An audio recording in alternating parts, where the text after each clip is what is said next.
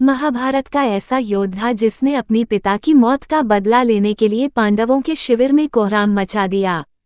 जाने द्रोणाचार्य के बेटे अश्वत्थामा का सबूत और कहानी जो बताती है कि वह आज भी सही सलामत जीवित है। महाभारत का एकमात्र योद्धा जो आज तक जीवित है। लेकिन आगे बढ़ने से पहले आपसे हाथ जोड़कर विनती है, अगर आपने अभी तक भी हमारा चैनल सब्सक्राइब नहीं किया है तो अभी सब्सक्राइब कर लें और घंटी के बटन को चालू कर लें ताकि आपको ऐसी ही रोचक जानकारी से भरपूर वीडियो से अवगत रख सकें। क्या आप जानते हैं, महाभारत काल में कई ऐसे योद्धा हुए जिन्होंने युद्ध में अपने पराक्रम से विरोधी सेना में जबरदस्त कोहराम मचाया। इनमें से एक योद्धा ऐसा भी है जो आज तक जीवित है। कहते हैं कि उसे अमर रहने का श्राप मिला था। उस योद्धा का नाम है अश्वत्थामा। पढ़े महाभारत के रहस्यमयी किरदार अश्वत्थामा की कहानी। कौन है अश्वत्थामा? अश्वत्थामा पांडवों और कौरवों के गुरु द्रोणाचार्य का बेटा है। अपने पिता की तरह वह भी पराक्रमी और महान धनुर्धर बना। एक बार द्रोणाचार्य और उनकी पत्नी कृपि तपस्या के लिए हिमालय गए। उनके तप से प्रसन्न होकर शिवजी ने उन्हें पुत्र प्राप्ति का वरदान दिया। फिर कृपि ने एक तेजस्वी पुत्र को जन्म दिया। इसी का नाम अश्वत्थामा है। माना जाता है कि ये महाभारत काल का अकेला ऐसा किरदार है जो आज तक जीवित है। आज भी कई जगहों पर अश्वत्थामा के जीवित देखे जाने के दावे किए जाते हैं। महाभारत के युद्ध में अश्वत्थामा की भूमिका वैसे तो द्रोणाचार्य पांडव और कौरवों दोनों के गुरु थे, मगर महाभारत युद्ध में उन्होंने हस्तिनापुर के सिंहासन का साथ देते हुए कौरवों के पक्ष में लड़ने का फैसला लिया। अपने पिता की तरह अश्वत्थामा ने भी पांडवों के खिलाफ युद्ध किया। अश्वत्थामा ने कौरवों की एक सेना का नेतृत्व किया और पांडव पक्ष के कई योद्धाओं को मार गिराया। कहते हैं कि जब घटोत्कच के नेतृत्व में राक्षसों की सेना ने आक्रमण किया तब सभी कौरव भाग खड़े हुए, मगर अश्वत्थामा अकेले वहां खड़ा रहा और घटोत्कच के पुत्र अंजनपर्वा को मार गिराया। अश्वत्थामा ने घटोत्कच को भी घायल कर दिया।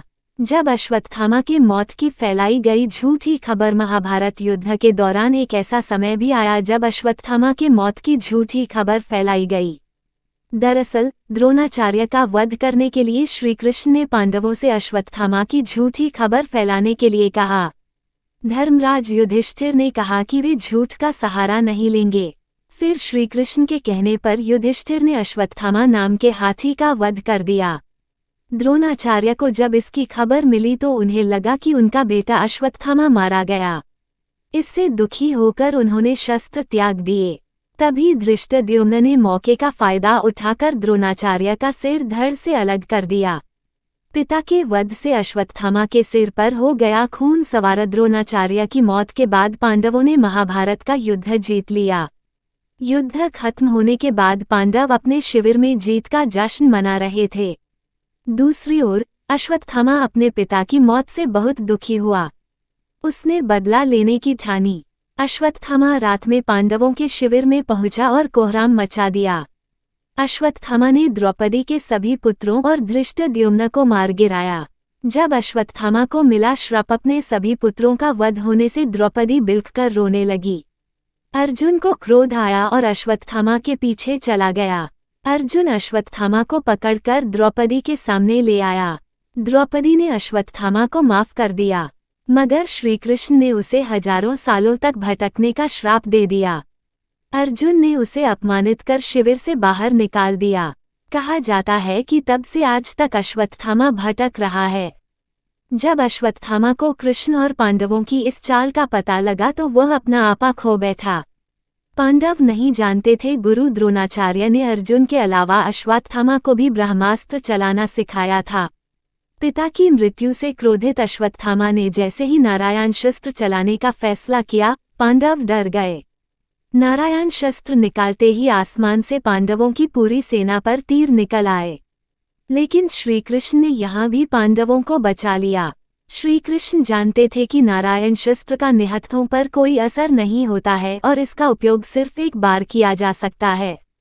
कृष्ण के इसी संदेश के कारण पांडव बच गए और अश्वत्थामा का नारायण शस्त्र बर्बाद हो गया। अश्वत्थामा को देखे जाने के दावे कई लोगों ने अश्वत्थामा को देखने का दावा किया है। कुछ लोगों का मानना है कि मध्य प्रदेश के बुरहानपुर के पास असीरगढ़ का किला है, वहीं पर अश्वत्थामा रहता है।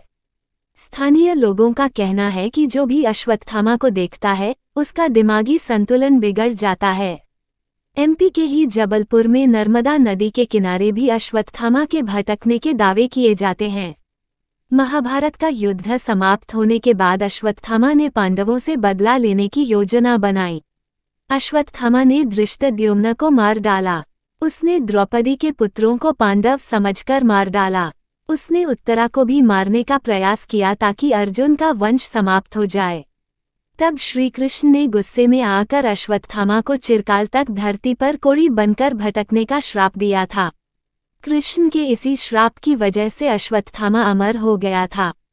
और भी अधिक गहरी जानकारी आपको अगली वीडियो में मिलेगी, इसलिए अभी इस चैनल को सब्सक्राइब कर लें और घंटी के बटन को दबा लें ताकि आपको अगली वीडियो की जानकारी सबसे पहले मिल सके।